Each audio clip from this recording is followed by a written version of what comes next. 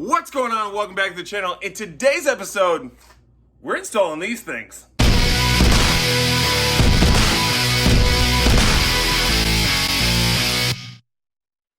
That is right. In today's episode, we are installing the front half of the RTR Spec 5 fender flares that you see on the FD cars that you have seen on our Spec 5 vehicles. These things are pretty killer. I love them. It's cool to be putting this on a brand new vehicle. It's also very, very scary. So make sure that you guys check out the soon to be install video on RTR Garage, which is the channel hosted by me. It's kind of sweet. Just know in this video, we are covering all the stuff that you're gonna need to know to install this the correct way. Again, not a how-to, but to make sure that you don't fall into some of the pitfalls that I did installing this in my garage for the very first time. All right, right now I have the heat gun getting heated up.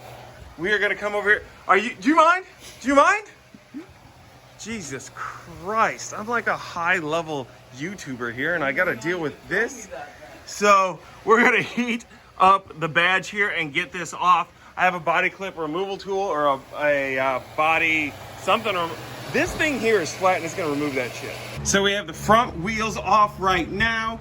We're gonna have to go through and pull out the wheel liner to start cutting this. So we're gonna have to go through and get all these different pins here. These ones here, you just push in the center and you can release those. The rest of these look to be like the push-in body panel pins. So I got my body clip removal tool. These things here, I don't know. I think there's like 15 of them, but it's Gabby! Up here inside the wheel well, you're gonna have this little sandwich plate. This is what holds your front bumper on. Now on the 15 to 17, you don't have this, which kind of sucks, and that's probably also why if you've hit a bump or you've bottomed out your car, why you snapped the plastic right here that supports the bumper. But with the 18 to 22, you don't have to worry about that because you have this plate. Well, what we have to do is remove this nut right here because when we start cutting through the outside of this fender, we're actually gonna go right through the middle of this bracket. So we need to remove that nut before we can start cutting up this thing.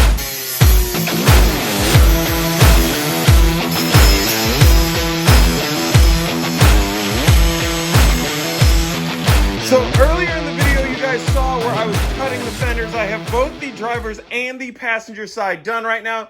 This right here is a little bit of, oh, I missed a spot. A little bit of primer here, automotive primer. I think it's like a DuPont primer or Rust-Oleum primer, just to make sure that the paint doesn't continue to flake here after the cuts in the aluminum. I went ahead and I put the fender liners back in because we are gonna have to trim along here to put our extenders in. Everything right now is taped off. Up here I have the new fender flare, pre-drilled and measured. Here along the top on this one, in the back we did it about every 6 inches, I believe, 6.5. Up front, we're doing it every 5.5. And on the side it says every 3.5, but here's what I'll say. Here along the bottom I did every 3.5 and it put it right here, spaced out 3 on the bottom. Here along the side, if you were to do it every 3.5, that'd put you right here. And then your next one would be right here before your next hole. So what I did was I measured in between this bottom hole here and the top hole, and then put one smack dab in the middle. It's about 4 3/4 of an inch from this one to this one, as well as this one to this one. Working on the front fenders, I've sanded down the area in which I was gonna put all of my nutserts. Here you can see I have all of these in here. Over near the edge, you need to be a little bit careful. Some of the metal doubles up. You just push in there and it gets into place. However, up front here, you really need to be careful here because this section goes right into where the back of your headlight is. So what I did is I went ahead and I removed this first and second bolt right here, as well as the 2 bolts up in here securing the bottom of the fender in place. That way I'm able to get my nutsert all the way in. Again, be very careful when drilling into this. Also, be careful when going in there with your rotobroach. So I went ahead and zipped this corner one down. But one cool thing that we can do now is we can see the back here of the rib nuts or the nutserts. You can see right there how it kind of curves up and grabs onto the metal right there. So that's what holds it in place. I got the front passenger side bumper cap on here. I just started taking out all of my Cleco pins.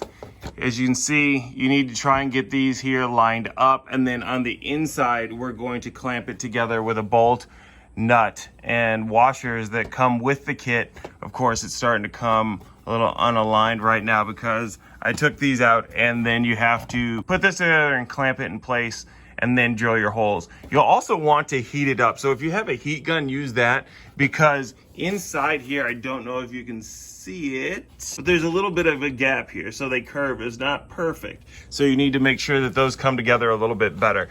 You don't want to heat it up too much because you could warp it or crack it, but just enough to make it soft enough to move it in place. Let it cool down before you move forward. On here, what I did is I didn't really follow any measurements outside of our measurements in from the edges. So we got one here in this corner, one here in this corner, and then one here in this corner. And then I just split the difference between these two to get this middle one. Ignore this little one right here. That means nothing to us. So we went ahead and got that. So now all I have to do is remove my Cleco pins, put in my nutserts, and then we're gonna go ahead and fuse these two together. A couple things that I wanna point out here is with this, when you're measuring all your stuff, make sure that you draw out all your holes. Plot every single one of them out based on whatever measurements that are in the pamphlet, and then just kind of tweak it a little bit. Here's a few reasons why.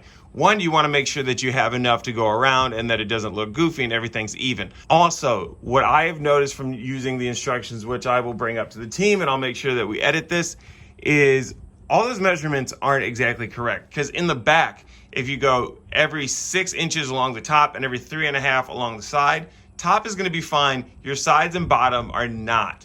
So you ended up with too many in one area. Same with this. You use a 5.5 around the edges here, which is fine. But then when you start getting to the bottom, you have to choose your spots wisely for those to make sure it's enough to hold it down, but not too much. If I was you, what I would do is I would start at the corners, mark them at their distances, and then just kind of go from there with a pencil and onto your tape and make sure everything's good, because you can adjust it. Also, once you're on the body, you might see, hey, I might need an extra one here or there to make sure that this really works.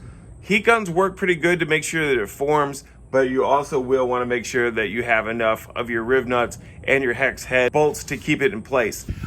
If I was you, I would also buy some new 10-24 riv nuts, as well as the 10-24 3/4 hex head screws. The reason being is because what is in the pack, if you mess up, you are donezo. You're not going to have enough. The other thing is, if you follow all the exact measurements and you do a little too many or too close, or you think, hey, I can use an extra one here, there's not extra in there. So if you're not taking this to a professional who's going to map this out perfectly, or if you're not going to map it out perfectly yourself, make sure that you get that checked out.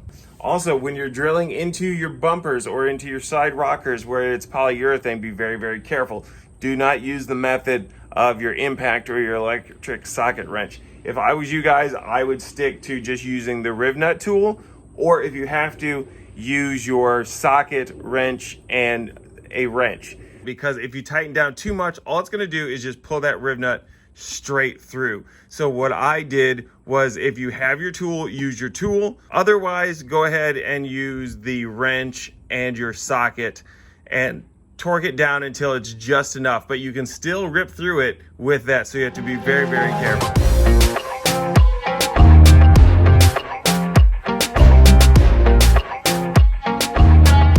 Here we have our fender liner that's gonna go in here, our fender liner extension.